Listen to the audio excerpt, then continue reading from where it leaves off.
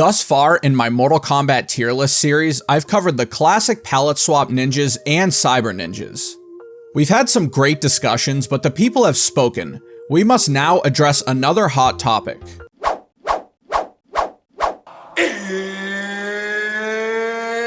It's time! You've heard me say several times that Scorpion and Sub-Zero are unquestionably the two most important characters in MK history. However, I also strongly believe the series would not be where it is without female ninjas. Sure, the males have intriguing powers and moves, but so do the females, who can also do damage with their looks while blasting you with a sai, fan, staff, or many other memorable attacks. In today's video, I'm ranking all 7 female ninjas in the Mortal Kombat series. Most of you know the deal at this point, but a quick refresher can't hurt. I will be assessing the female ninjas based on my personal metrics, which include their design, special moves, finishers, and backstories. After analyzing all 4 components, I will place each character in a tier on this tier list, ranging from S, which is the best, to D, which is the worst. Be sure to drop your tier lists in the comments section and let me know if you disagree with any of my rankings. Okay, I'm done yapping now, let's get the show started. Kitana.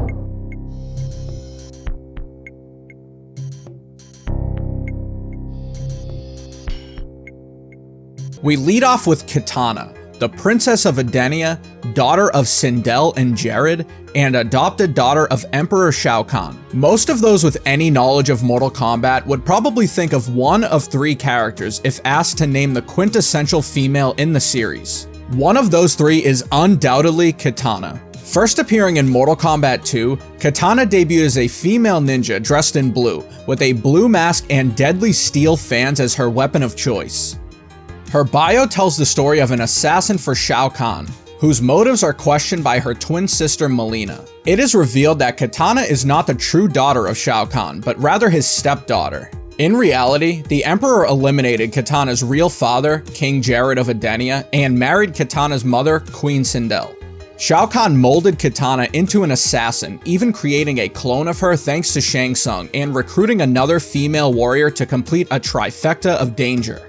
Kitana eventually learns the truth about her past and fakes her loyalty toward Kahn while plotting a chance to exact her revenge. She did just that in Mortal Kombat 2, aligning with Earthrealmers like Liu Kang and ultimately eliminating her twin sister when she learned of Kitana's betrayal. In Ultimate Mortal Kombat 3, Kitana was sent to prison and sentenced to execution for betraying and eliminating her sister, but she escaped captivity. Driven by her desire to save her now resurrected mother's corrupted soul, Kitana encountered Jade, convincing her to turn against the Emperor and defeat Reptile in the process. Kitana's mission in MK3 proved successful. She freed her mother's soul and watched her treacherous father meet his end. At least for now. Kitana returned in the Dreamcast exclusive Mortal Kombat Gold, in which the Elder God Shinnok and the Sorcerer Quan Chi invaded her home of Edenia with the help of Edenian traitor, Tanya. Kitana escapes, but encounters her resurrected twin sister, defeating her before rejoining Earthrealm to once again rid the world of this evil. Kitana, I want your status. I want to be Princess of Edenia. It is my right! You have no right! You are not my sister! You were born of Shang Tsung's sorcery for Shao Kahn. What right do you have to the throne of Edenia? No. No! You are evil and have no place in this world! You are right, Kitana. But if I have no right to this realm, then neither will you!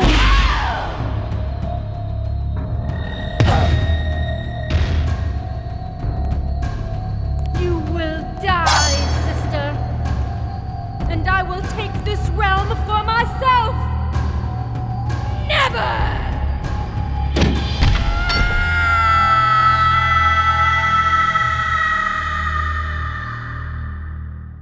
After Raiden defeats Shinnok and Quan Chi, Kitana proposes to be Liu Kang's queen as the two rule Edenia, but the Earthrealm champion declines. I've also lost Kitana. Forever. Kitana? Yes, Liu Kang. It is I. But I thought you were gonna lick- With Shinnok's destruction, you have not only saved the Earth, but you've also saved my own realm. For that, I can never repay you. Knowing that you survived is all that I need. As heir to the throne of my realm, I offer you the chance to rule at my side, as King of Edenia, forever. I cannot accept your offer. I belong here on Earth as champion of Mortal Kombat. Then, I wish you good luck, Liu Kang, on all your journeys. Goodbye, Princess Kitana. Kitana soon learns that Shao Kahn survived his supposed death in MK3, leading to her creating peace between the Centaurs and Shao Kahn in preparation for her stepfather's eventual return. In Deadly Alliance, a war began between Kitana's forces and Outworld. Shao Kahn's defeat at the hands of unknown assassins led her to Kung Lao, who confirmed Quan Chi and Shang Tsung were responsible for the Emperor's downfall. Kitana also learns of Liu Kang's death and the Deadly Alliance's mission to resurrect the Dragon King's undead army. Kitana fights for Earthrealm once again to eliminate the Deadly Alliance. However, in a shocking turn of events, Earthrealm is defeated, Kitana falls at the hands of Quan Chi, and the Earthrealm warriors are resurrected and cursed to a life of serving the Dragon King, Onaga. Kitana was freed from her curse in Mortal Kombat Deception thanks to the unlikely duo of Ermac and Liu Kang. In Mortal Kombat Armageddon, she vows to fight and becomes one of several casualties in the Battle of Armageddon. The timeline reset in the Mortal Kombat 2011 reboot puts Kitana back where she started. She is once again the 10,000-year-old Princess of Edenia, serving her father, Emperor Shao Kahn, following the death of her mother, Queen Sindel. She does so with her close friend and fellow assassin, Jade, but Kitana's morals call her entire place in this never-ending battle into question. Kitana's deep conflict within herself grows deeper, as Shao Kahn reprimands her for failing to intercept Earthrealm and prevent the Lin Kuei from intervening in the tournament. Kitana! How is it that Earthrealm ninjas brazenly appear before me when my daughter, Princess of Outworld, was sent to intercept them? Father, Begone! This leads to a disagreement between herself and Jade, whom Kitana defeats before discovering her sister Mileena, a monstrous clone created in Shang Tsung's flesh pits. Please, turn back. I cannot. This path might lead me to the truth. I'm sorry, Jade, but I will not allow you to stop me.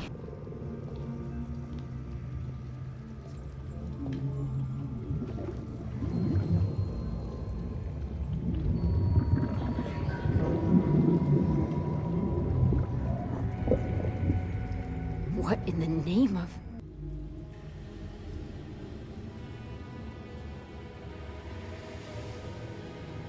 She looks like... me. Huh? Sister... After defeating Mileena and Shang Tsung, she learns of Shao Kahn's true intentions and history. He eliminated Kitana's biological father and has Mileena created as his quote-unquote true daughter. Your Emperor! Your father was a weakling Edenian king. I annihilated him while merging his realm with Outworld, and took his queen as my wife. If only I had not allowed Sindel to convince me of your worth. But now, I have a true daughter! After being freed alongside Jade and joining Earthrealm, she and several other Earthrealm warriors are slain by Queen Sindel and are resurrected as revenants by Quan Chi. Pathetic cause. Remember Edenia, Mother. Remember your rule before Shao Kahn's invasion. Quiet, child. It is time for you to join your friends.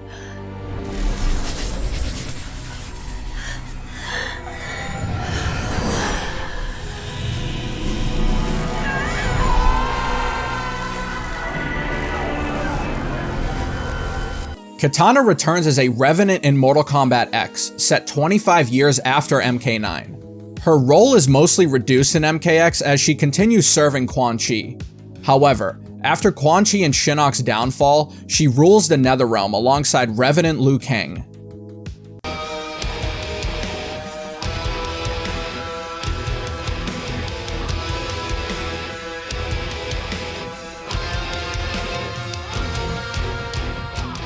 In Mortal Kombat 11, two versions of Kitana are in the mix. First, there's Revenant Kitana, who remains a co-ruler of the Netherrealm with Liu Kang. The two form an alliance with Kronika, the game's primary antagonist, with the common goal of eliminating Raiden at all costs. To its beginning, and restart history. But even with my vast power, I cannot create this new era alone. How will this new era be different? In many ways. But most importantly, there will be no Raiden. Liu Kang eventually becomes Fire God Liu Kang, while Revenant Kitana remains alongside Kronika. The second version of Kitana in MK11 is from the past, which Kronika transports to the current timeline. She aligns with Kotal Khan, the current Emperor of Outworld. However, after a brutal battle against a time-displaced Shao Kahn and his forces, Kotal is rendered unable to resume his Khan duties. I'll not inherit your cruelty.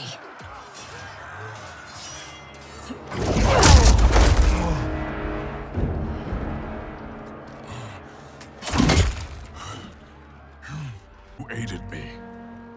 I will not forget. We don't need charity.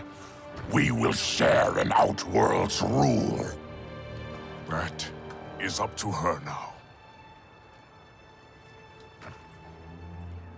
What? The throne is yours. You have united Outworld, Kitana Khan. As Kitana Khan, she goes to war alongside Outworld and Earthrealm in an effort to take down Kronika. Mortal Kombat 1 reboots the timeline, but Kitana remains the daughter of King Jared and Queen Sindel as part of the Edenian royalty. Instead of a shoddy science experiment, Mileena is now Kitana's biological older sister, who is due to inherit the throne. She works diligently to protect Mileena and her secret Tarkat affliction, but takes somewhat of a backseat. The MK1 version of Kitana ultimately replaces General Shao as Outworld's new military leader, working under her sister Mileena's rule. Kitana's moveset is pretty basic, but her signature metal fans are featured prominently. She can throw the fans and lift opponents with them, and she also has an air punch, better known as the square wave. As for her finishers, most are surprisingly forgettable, but the Kiss of Death is unquestionably iconic.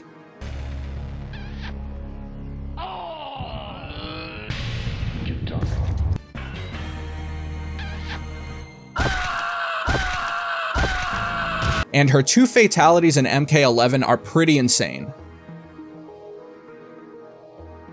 I would argue that Kitana is one of the most recognizable and well-designed characters in the series. She has a signature color and a foundational look that has survived 30 years. I reviewed her costumes in each game and could not find a single one that stood out as particularly bad, although the MK9 face design was not the greatest. Other than that, I have zero complaints about Kitana's design and appearance, but I'm a sucker for the classic MK2 and UMK3 appearance, especially when it's revisited later in the series.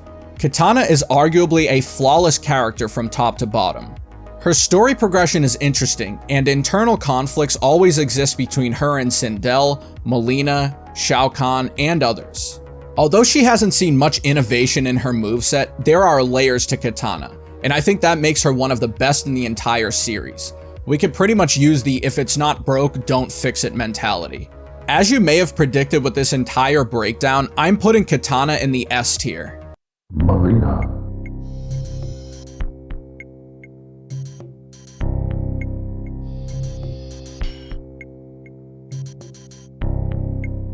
Next, we have perhaps the most popular female character in Mortal Kombat history, no hyperbole.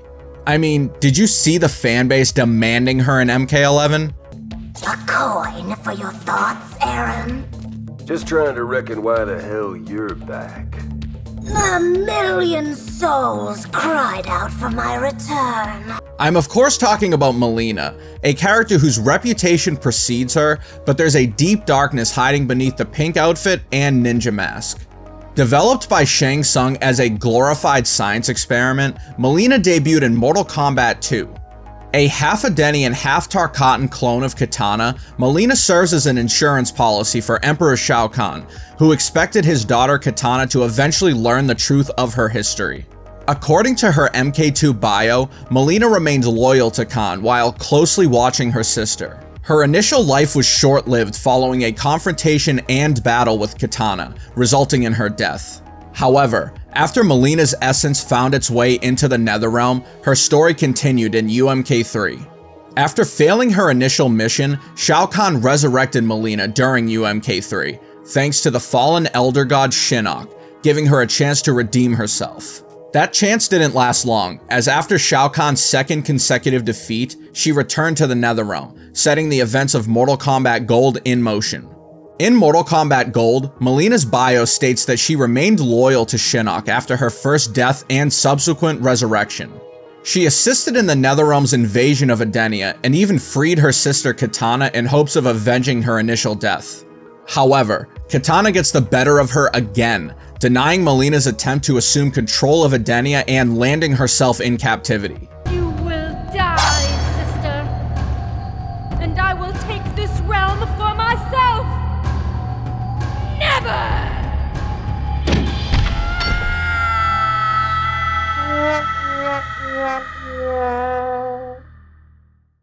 Mortal Kombat Deception picked up Mileena's story many years later.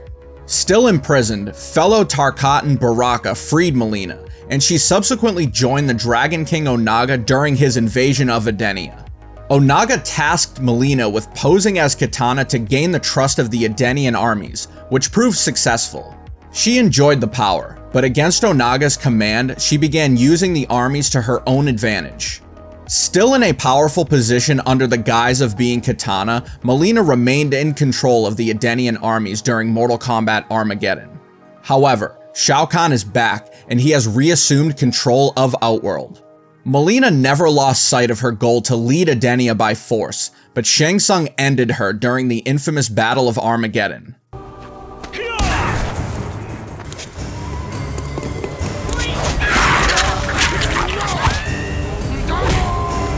The Mortal Kombat 9 timeline reset gave all characters a second chance, and Mileena was no different. She didn't appear until Chapter 9 in the story mode, which centers around Kitana. Navigating through the flesh pits, Kitana stumbled upon a clone of herself, who referred to her as Sister. She looks like me. Huh? Sister. Mileena rises from the operating table in her infamous Flesh Pits costume.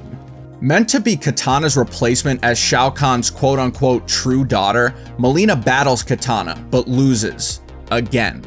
And then loses to Jade, and then Stryker, and then Cabal. Following the events of MK9, Mileena succeeded Shao Kahn as the new Emperor of Outworld. Under her rule, Outworld descended into chaos, resulting in Kotal Kahn challenging and defeating her to take control of the realm. Afterward, while held captive, Tanya rescued Mileena, and she sought to acquire Shinnok's amulet, which would give her the power needed to regain the throne. I'm pleased you remember me, Koata. I will never forget those who freed Mileena. In MKX, Mileena, Rain, Kano, and Tanya launch a sneak attack against Kotal Kahn, but all four fall to the new Emperor. Before being executed, Mileena protects herself and escapes using the amulet, but it becomes apparent that it is too powerful to handle. To the fire's edge.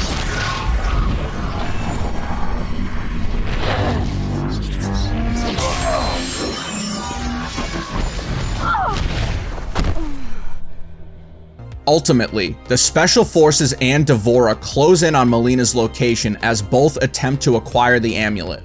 D'Vorah defeats Mileena, brings her back to Kotal to face her crimes, and then executes her. Finish me, that I may join my father. You do not deserve death by an Emperor's hand.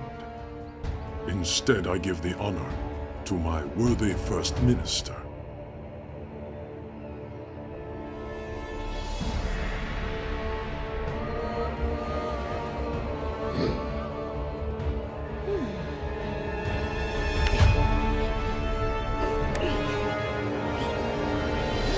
Gone from the timeline, Mileena is absent from the Mortal Kombat 11 roster, but she returned via Kombat Pack 2 thanks to Kronika's time manipulation ability. Unfortunately, she has no impact on the broader story. Mortal Kombat 1's timeline reset brought Mileena back into the equation. This time, rather than being a clone, she is now Kitana's biological older sister and the legitimate daughter of Empress Sindel and Emperor Jade. Instead of having Tarkatan teeth by design, Mileena suffers from Tarkat, which would turn her into a monster and threaten her rightful claim to the throne. However, thanks to Shang Tsung and a special serum, Mileena controls the spread of the virus and keeps it in check. After Sindel's death during the events of MK1, Mileena is appointed the new Empress of Edenia. Mother.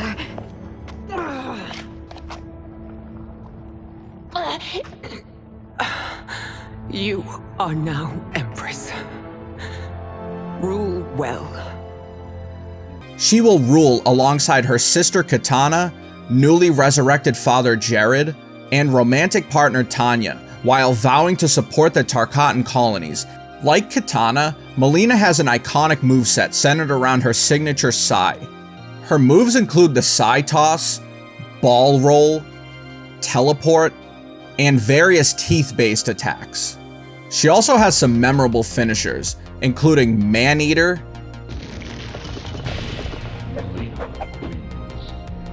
Nail Spit, Tasty Treat, and Violent Delights. Design-wise, I would argue that Mileena stands alone above all female Mortal Kombat characters. She's only a female ninja on the surface, but the mask hides a dark and disturbing reality. Mileena provides the perfect balance from a design perspective, and I don't think she's ever had a bad costume.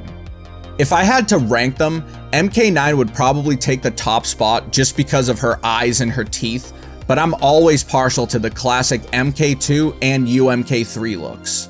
Digging deep into Mileena's story was jarring because I think she's been treated poorly as a character and believe she deserves better. She's effectively a jobber in MK9 and just constantly loses to other opponents. However, MK1 is a huge redemption arc for Mileena, and though I think her overall story is lacking, her appearance, moves, and the foundation of her character are good enough to land her in the S tier. Jade.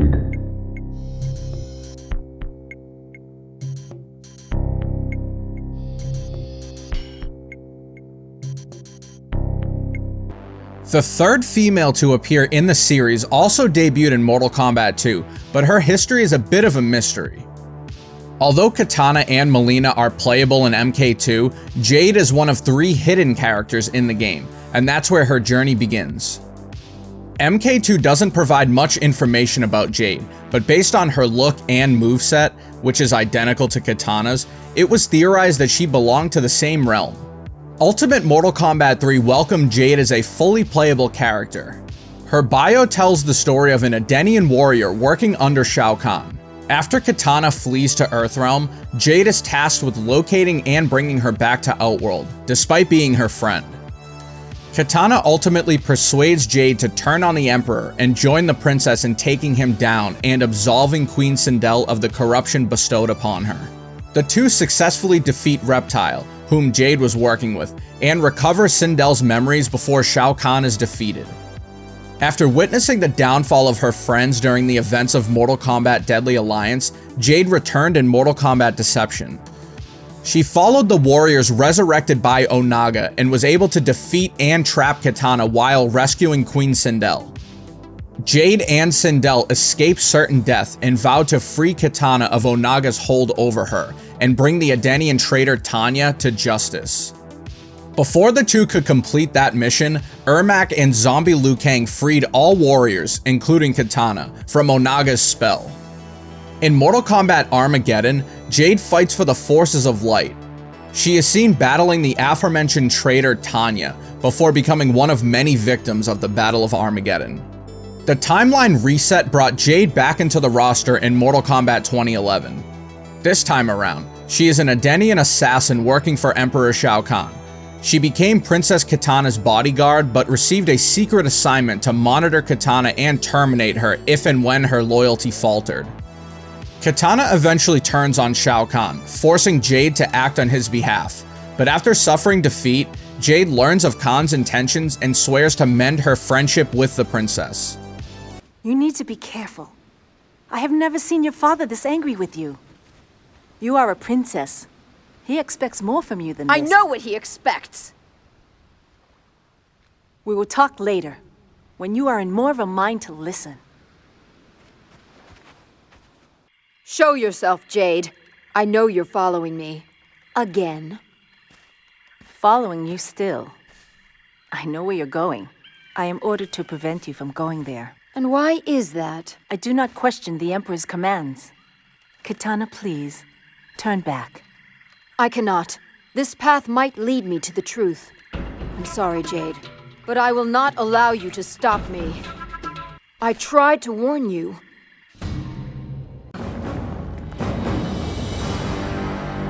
I failed you, Kitana. Now I will make amends.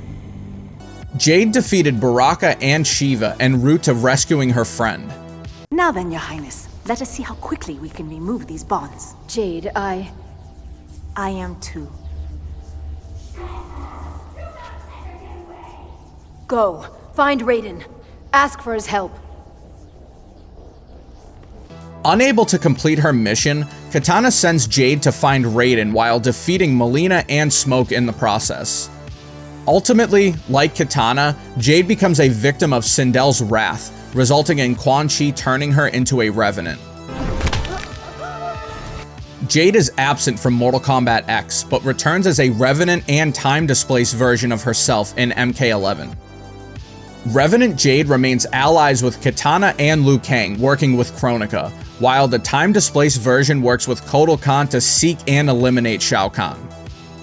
The time-displaced Jade defeats the Revenant version of herself, then Devora, and then Kotal himself when he threatens to wipe out the Tarkatan population. Your heart has hardened, Kotal. Later, Revenant Jade falls to the fire god Liu Kang, and time-displaced Jade joins Kitana and the rest of Earthrealm and Outworld in their battle against Kronika. Like Kitana and Mileena, Jade has a signature weapon, the Staff. She utilizes this weapon in her moves and combos, and she also has a glaive or a boomerang. Let's not forget her glow ability, which makes Jade invincible to projectiles and officially became a move in UMK3. Although her finishers aren't necessarily top tier, Jade has some decent ones, such as the Shake It,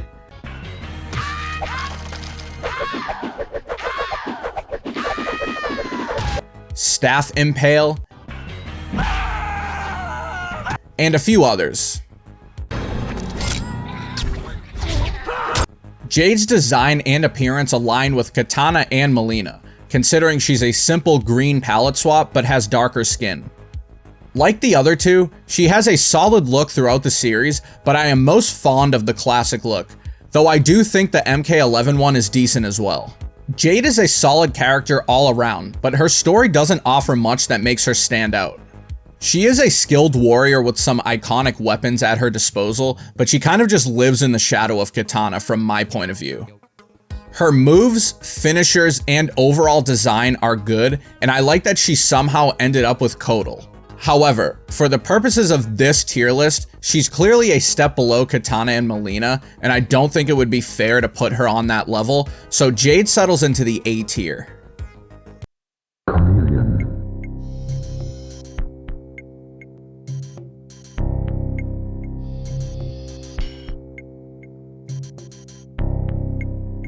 Interestingly, Khameleon is the 4th female ninja to appear in the series, despite appearing the fewest times. Her backstory remains mysterious to this very day, but it begins in the N64 version of Mortal Kombat Trilogy. She was playable by entering this button combination during the story mode screen, and if done correctly, you could access this amalgamation of Kitana, Mileena, and Jade from the character select screen.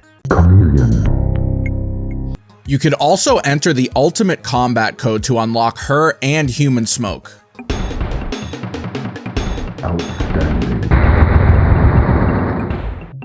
You could also fight Khameleon a few ways, following a path similar to the hidden characters that preceded her.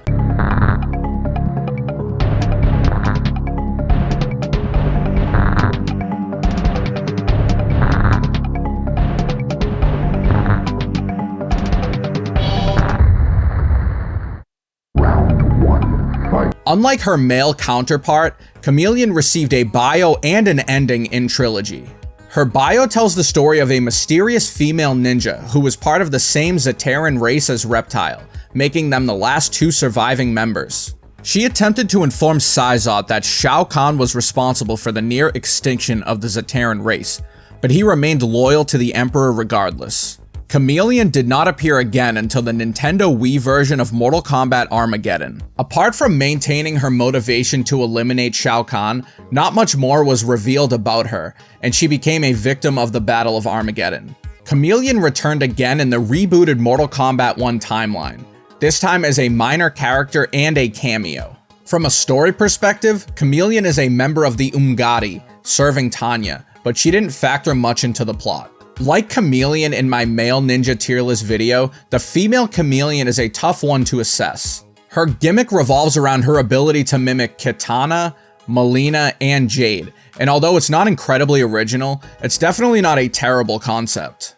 I like how the idea developed throughout the series, especially in MK1. Khameleon's finishers aren't much to speak of, considering she only has one. From a design perspective, although Khameleon is just a palette swap, I do like what Midway and now NRS have done with her. I think her look in MK1 is outstanding, and I particularly like the way she changes colors throughout the match. It's a fun callback to Trilogy and Armageddon, and though it's nothing too impressive, I like it for what it is. I have to grade Khameleon higher than her male counterpart simply because we know more about her and she has a bit more story development.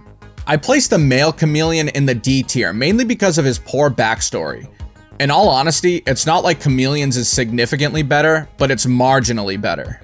If we knew more about her background as a Zaterran and her connection to Reptile, I'd consider putting her in the B tier, but the shallow backstory and minimal appearances land Khameleon in the C tier.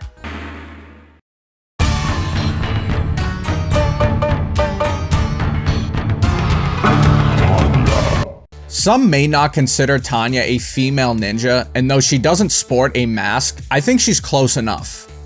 Given her ties to Edenia, it makes sense to include her on this list, and if you disagree, I won't argue with you. I'm curious to hear your stance on this subject, since I had some commenters saying that Reiko is technically a ninja, so let me know your thoughts. Anyway, Tanya debuted in Mortal Kombat 4, and that's where her story begins. Her MK4 bio tells the story of a daughter of Edenia's ambassador to New Realms.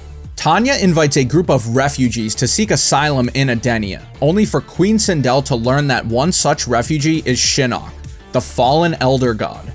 With a portal connecting the Netherrealm to Outworld now open, Edenia is at the mercy of Quan Chi and Shinnok. Despite many believing this to be a mistake, it is later revealed that Tanya worked with Shinnok and Quan Chi to execute this plan.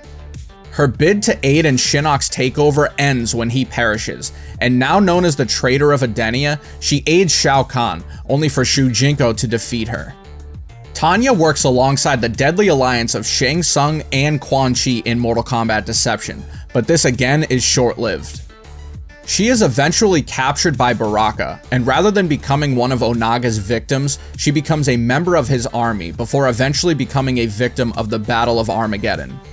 Apart from a brief cameo in MK9, Tanya's next appearance occurred in MKX as part of Combat Pack 1. In the story, she teams up with Mileena to eliminate Kotal Khan and reclaim the throne.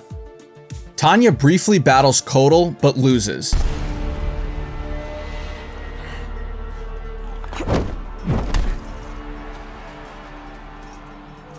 You are the Edenian, Tanya. I'm pleased you remember me, Koatai. I will never forget those who freed Mileena. She vowed to create a free Edenia, something you refused to do. A united Outworld stands strong against its enemies. It will never be united under your rule. You are a fool to trust Mileena. And later, she defeats Cassie Cage and loses to Devora, though she ultimately survives the events of MKX and is never seen again in that timeline. Your people believe we avoided your island out of respect for your solitary nature. We just didn't like you. The Kytian do prefer solitude, which I will achieve momentarily.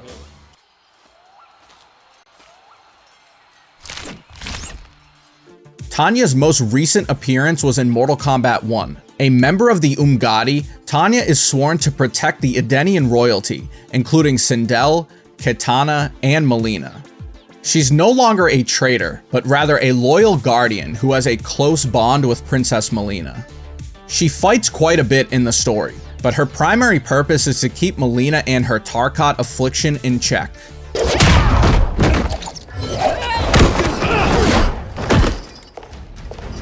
I thought Umgadi were loyal to the royal house.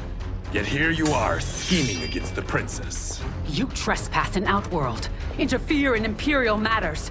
It is you, not I, who is the schemer here.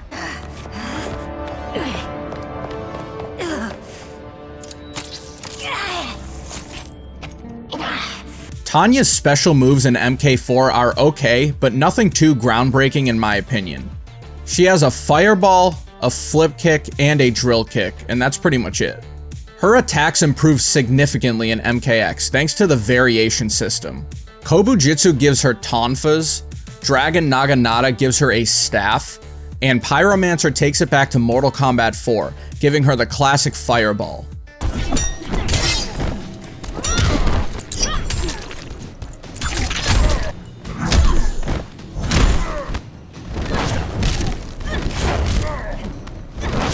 MK1 is somewhat of an overhaul for Tanya, especially from a move perspective. Although she keeps her drill kick from MK4, she now has a staff instead of tonfas. She has some decent finishers like this one in MKX and this one in MK1, but she also has one of the worst ever. Tanya wins. Tanya doesn't stand out much from an appearance perspective.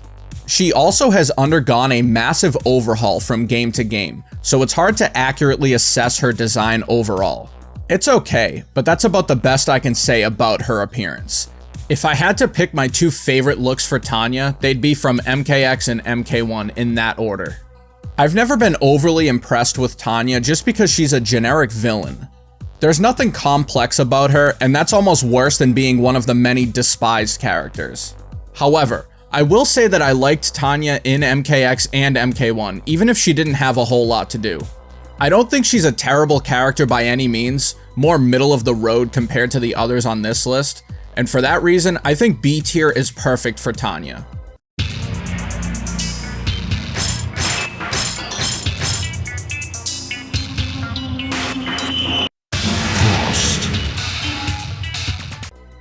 With only 2 female ninjas remaining, we move to Frost, the second character to appear in 2 different tier list videos, and the first and only Lin Kuei member on this list. Debuting in Mortal Kombat Deadly Alliance, her bio tells the story of a mysterious female ninja who entered and won a tournament hosted by Sub-Zero. Her ability to manipulate ice drew interest from Kuai Liang, who trained her despite this breaking the rules of the Lin Kuei. Consumed by her talents and unable to learn humility, Frost aided Kuai Liang in the war against Shang Tsung and Quan Chi, but her true intentions would soon be revealed. Sub-Zero ultimately learned of her desire to take the title of Grand Master for herself. She captured Sub-Zero's Dragon Medallion, but it proved to be too much for her to handle, and that led to her downfall and supposed death. As they traveled back to the portal that would return them to Earthrealm, Sub-Zero revealed to Frost that she had been an integral part in the destruction of the Deadly Alliance, and that he was proud to have her as a member of the Lin Kuei clan. But unknown to Sub-Zero, Frost's true intention for joining the Lin Kuei was to become Grandmaster herself. She used her Ice Blast to temporarily immobilize him and rip the dragon medallion from his chest. As she held the medallion, she felt power surge through her body. Lacking the strength and discipline required to control the medallion's immense power, she was consumed by her own freezing ability. In the name of honor, Sub-Zero attempted to give Frost a proper burial, only for her to somehow return to life. From this point forward, her mission was to exact vengeance on Kuai Liang, believing him to be responsible for what unfolded. When her moment to strike arrived, Sub-Zero turned the tables on Frost after she experienced delirium. Sub-Zero defeated and preserved her in a wall of ice to eventually answer for her crimes. Sub-Zero returned to Earthrealm only to find many of his clan slain by Frost.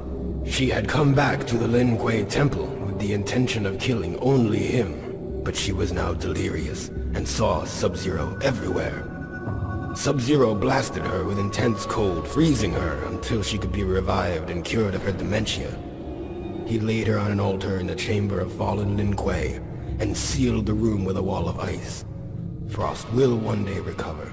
When that day comes, she will have to answer for her crimes against the Lin Kuei. In Mortal Kombat Armageddon, Frost briefly battles Taven in Conquest mode, still feeling the same delirious effects from deception. You're alive!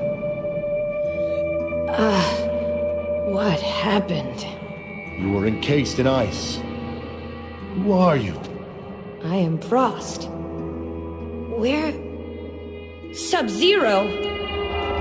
Sub-Zero? The medallion! Give me the medallion! You seem to be a bit delirious. Maybe you should... The Lin Kuei will be mine! She ultimately perishes alongside the forces of darkness during the Battle of Armageddon. Frost remains sidelined until the MKX comics, where she lost a battle to Cassie Cage despite performing well. She participates in another tournament hosted by the Lin Kuei. Worthy competitors would be invited to join the clan, and despite not being aware of any tournament, Kuai Liang allows Frost and the other entrants to stay and compete. During an attempted peace agreement between Scorpion and Sub-Zero, Frost appears and attacks Scorpion.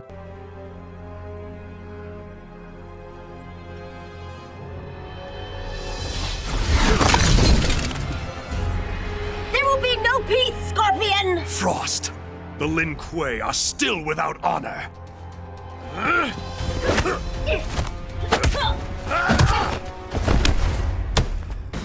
Master Hasashi, wait! For what? More treachery? I will have your head! Scorpion then battles Sub-Zero, who loses, and subsequently freezes Frost just like old times.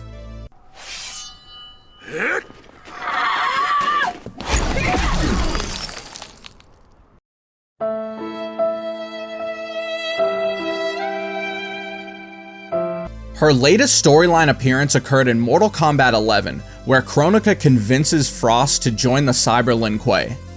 Frost complies and transforms into a cyber ninja like Cyrax and Sector, while also building an army of Cyber Lin Kuei warriors.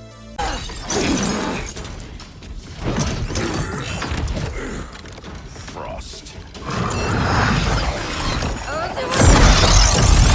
I gave you a home. I was your mentor. Yet after all this, you allied with Sector. He corrupted the Lin Kuei. You corrupted our clan when you made peace with this Shirai Ryu filth. With Kronika's help, I will restore the Lin Kuei's honor. There is no future in which you are fit to lead the Lin Kuei. You always doubted me, Sub-Zero. Held me back. Kronika sees my true potential. She works alongside Kronika and Shao Kahn, but once again loses to Kuai Liang and later Raiden before being deactivated. What's up? Hey there, Elsa. What's up? Ugh, why does everyone call me that? Oh, honey, let me help you. Dragon Army. So you have met my new initiate. Be cautious. She means to eclipse you. Despite appearing in MK1, she's only a cameo and doesn't appear in the story whatsoever. Being essentially a female Sub-Zero, Frost has a similar moveset, although her standout weapon is a pair of ice daggers. She has pretty generic attacks overall, but her moves in MK11 are a slight improvement. Her finishers aren't really that great either.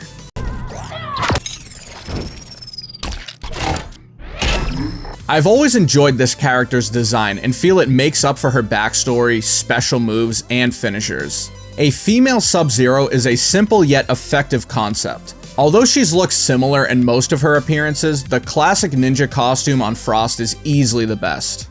Like Tanya, Frost is a solid character overall. She has a cool look, no pun intended, and some interesting moves, but I would have loved to see more story development, especially as a female Lin Kuei warrior. Yeah, she's evil and all, but give me something about how the Lin Kuei wronged her and she wants to become the Grand Master to take them down from the inside. Her story could have gone in so many different directions, and though I like the idea of making her a cyborg, it just didn't pan out. Ultimately, given the comparables, I'm landing Frost in the B tier right beside Tanya.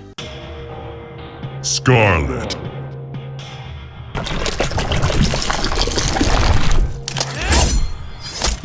Last but not least, we have Skarlet, a character that began as a myth in the Mortal Kombat 2 era. You see, Jade was a legitimate hidden character in MK2, but rumors around the arcades indicated a red palette swap of Kitana, nicknamed Skarlet, existed in the game. Although false images circulated at the time, no proof ever surfaced that Skarlet existed. For 18 years, Skarlet remained an obscure memory until the Mortal Kombat reboot in 2011. Shao Kahn trusts few, except the fighters of his own creation. Collecting the blood of countless warriors and infusing it with sorcery, he created the bloodthirsty Skarlet. Mortal Kombat 9 kicked off the NRS era for the franchise. Skarlet can be briefly seen in the story mode.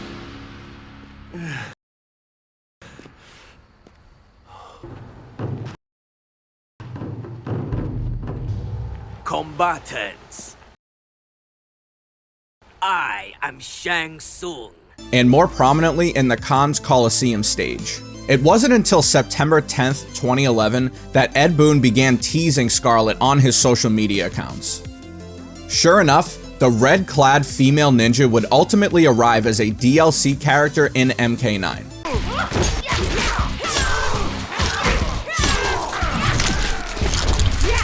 Skarlet's bio tells the story of a female warrior born from the blood of Shao Kahn's fallen enemies. She's an expert tracker who absorbs the blood of her opponents during battle to make her stronger. Shao Kahn assigned her to monitor Quan Chi and eliminate him if he betrayed the Emperor. Blood of her opponents. Shao Kahn only releases her as a last resort.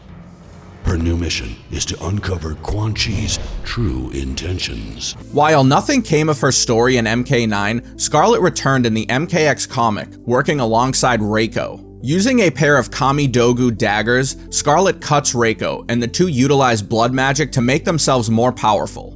With Cassie Cage and Jackie Briggs imprisoned by Havoc, whom Reiko and Skarlet were also working with, the two Earthrealmers are enslaved to the Blood Code. This would later be referenced in MK11 dialogue. Met you on my first trip to Outworld. You are Reiko's prisoner. This is for torturing me and Cass. With their sights set on dethroning Kotal Khan and eliminating their enemies, Reiko and Skarlet battle the Outworld forces. During an encounter with Kotal Khan's loyal follower and alleged side piece, Devora, Skarlet learns that Kaitin blood is toxic to her. This would also be referenced in MK11 dialogue. Of all blood, only Kaitin is unappealing. Should this one be offended? It doesn't matter. You're dead. Skarlet eventually encounters Mileena and the Tarkatan army during this battle. This instance marks the first appearance of her tentacles, which become prominent in MK11. However, she enters a weakened state after an attack from Ermac, loses her legs, and is never seen again in the comic or in MKX.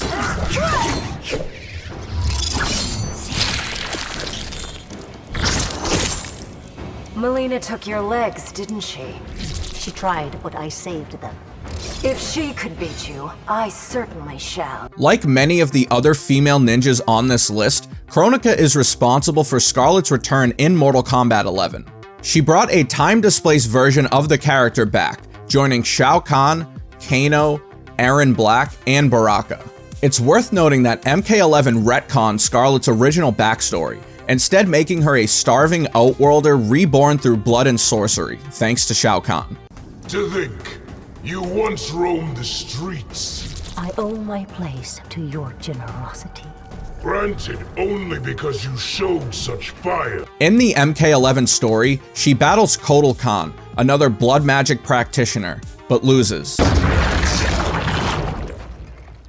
The orphan turned assassin. Better writhe in Shao Kahn's court than starve in the streets. You Aztec may practice blood magic, Kotal, but I am the master. Skarlet remains alongside Shao Kahn regardless, and the two capture Jade when she attempts to infiltrate the Tarkatan camps in Outworld.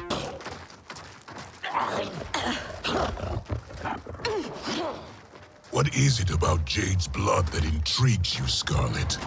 Indian blood is most sweet, Your Excellency. It is also a rare commodity. She drains Jade of her blood before Kitana intervenes, and although Skarlet attempts to capture her as well, she fails and then flees. Princess Kitana. Our gift for Shao Kahn. We wish to join his fight against Kotal. All those years, the Khan's high and mighty daughter, now brought low by common soldiers. Have you learned, finally, that you're no better than the rest of us?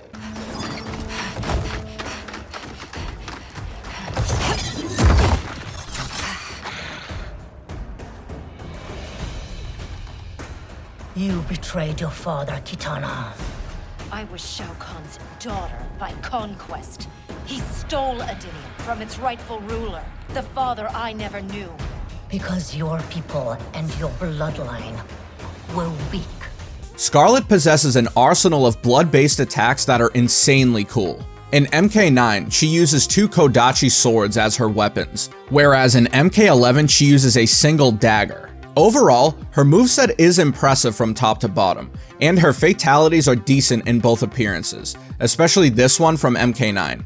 Although she is just another palette swap on the surface level, Skarlet's overall design is excellent. Some may think that it's just a rehash, but I love how NRS essentially made her a female Ermac, just with blood instead of souls. She looks great in MK9 and MK11, so I have zero complaints. This could be controversial, like my ranking of Triborg, but Skarlet is an outstanding character. Going from a myth to a full-fledged character after 18 years is such a Mortal Kombat move. Her story may not be as fleshed out as other characters, but I think her design and moveset make up for that lack of depth. I'd love to see more of Skarlet in the future because I think she has potential to be S tier, but for now, I'm placing her beside Jade in the A tier. And there you have it, all 7 female ninjas ranked. Let's recap it real quick. Kitana and Mileena landed in the S tier. Jade and Skarlet landed in the A tier. Tanya and Frost landed in the B tier. Khameleon landed alone in the C tier. And the D tier had not one single character. I try to be as fair as possible with these rankings, but it honestly just comes down to my opinion when it's all said and done. Perhaps some of you think Tanya should have ended up higher, or that Skarlet shouldn't be on the same level as Jade. And if that's the case, I want to hear your opinion. These discussions allow me to see a different point of view, and that's what tier lists are all about. Also, I wanted to reiterate that these rankings are self-contained, meaning they live only in the world of female ninjas in the Mortal Kombat series. Anyway, let me know your thoughts about my rankings in the comments, and don't forget to put yours below. As always, thanks for watching, and if you enjoyed your time here, feel free to like the video and subscribe to my channel.